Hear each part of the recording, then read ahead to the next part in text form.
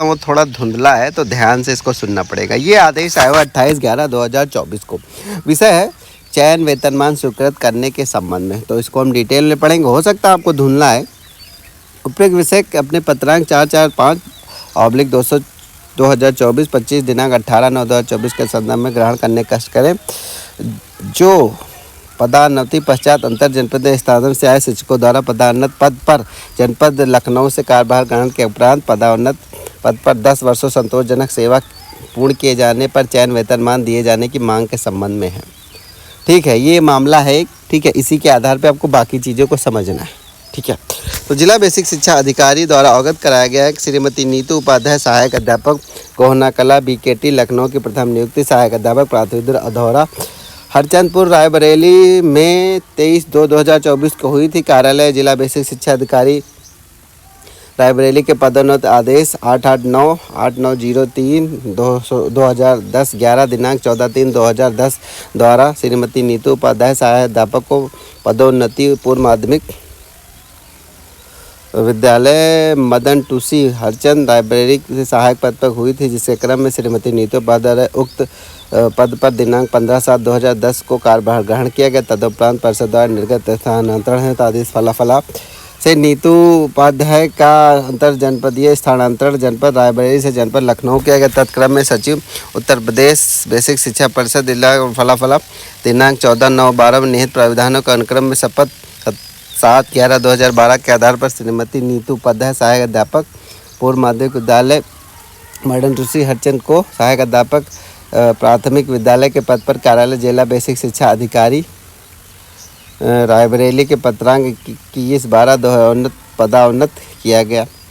ठीक है, श्रीमती नीतू उपाध्याय सहायक अध्यापक प्राथमिक विद्यालय को कार्यालय जिला बेसिक शिक्षा अधिकारी रायबरेली के आदेश फलाफला 16/1/2013 द्वारा जनपद लखनऊ हेतु कार्यमुक्त किया गया। तत्क्रम में श्रीमती नीतू उपाध्याय सहायक प्राथमिक विद्यालय द्वारा 17/1/2013 को जनपद लखनऊ में कार्यभार ग्रहण किया गया। जनपद लखनऊ में सहायक अध्यापक प्राथमिक विद्यालय 17/1/2013 से 10 वर्ष संतोषजनक सेवा के आधार पर 17/1/2023 से चयन वेतनमान दिए जाने हेतु खंड शिक्षा अधिकारी BKT द्वारा प्रस्ताव कार्यालय को प्राप्त कराएगा, जिसके क्रम में इस कार्यालय के पत्रांक नीतू उपाध्याय सहायक अध्यापक प्राथमिक विद्यालय गोहना BKT का चयन वेतनमान स्वीकृत आदेश निर्गत किया गया। परंतु कार्यालय वित्त लेखा बेसिक शिक्षा अधिकारी लखनऊ के पत्रांक फलाफला शासनादेश के द्वारा दिनांक 20 अगस्त 2004 के उल्लेख करते हुए बिंदु संख्या 7 की व्यवस्था का उल्लेख निम्नलिखित किया गया। समय मान वेतनमान की व्यवस्था किसी कर्मचारी को सेवा में वृद्धि रोकने से बचाने के लिए है। ठीक है,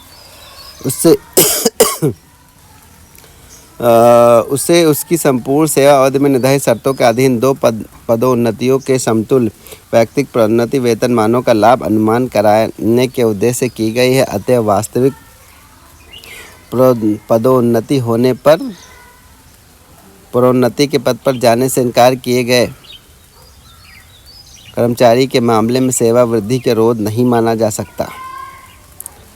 पदोन्नति से जाने से इनकार करने के कारण संबंधित कर्मचारी समय मान वेतनमान व्यवस्था के अंतर्गत अनुमान लाभों के पात्र नहीं रह जाता। अतः वेतनमान व्यवस्था के अंतर्गत पूर्व में अनुमान कराए गए लाभ पदोन्नति की तिथि से देय नहीं होंगे तथा संबंधित शिक्षिका को चयन वेतनमान का भुगतान नहीं किया गया। उक्त क्रम में श्रीमती नीतू उपाध्याय सहायक अध्यापक प्राथमिक विद्यालय गोहना द्वारा रिट याचिका न्यायालय योजित की गई, जिसकी नोटिस परिषदीय अध्यक्षा को प्राप्त की गई। उल्लेखनीय है कि जनपद लखनऊ में कई शिक्षक शिक्षिकाएं पदोन्नति लेकर अंतर जनपदीय स्थानांतरण के उपरांत कार्यभार ग्रहण किया है, जिसके द्वारा जनपद लखनऊ में कार्यभार ग्रहण के उपरांत 10 वर्ष संतोषजनक सेवा पूर्ण किए जाने व उक्त अवधि में पदोन्नति के अवसर प्राप्त न होने पर चयन वेतन की मांग की जा रही। शासनादेश द्वारा प्रदेश के प्राथमिक तथा माध्यमिक शिक्षक संस्थानों को चयन वेतनमान व प्रोन्नति वेतनमान स्वीकृत किए जाए संबंधी प्रावधान किए गए। शासनादेश के बेसिक शिक्षा बिंदु 1 में उल्लेखित है कि प्राथमिक शिक्षकों को साधारण वेतनमान में 10 वर्ष का संतोषजनक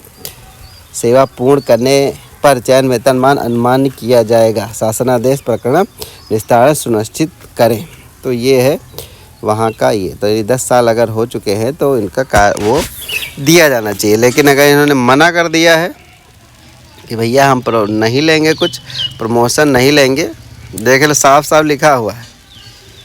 ठीक है, उक्त अवधि में पदोन्नति का अवसर प्राप्त न होने पर चयन वेतन की मांग की जा रही है। ठीक, अब आगे देखिए क्या लिखा हुआ है। अगर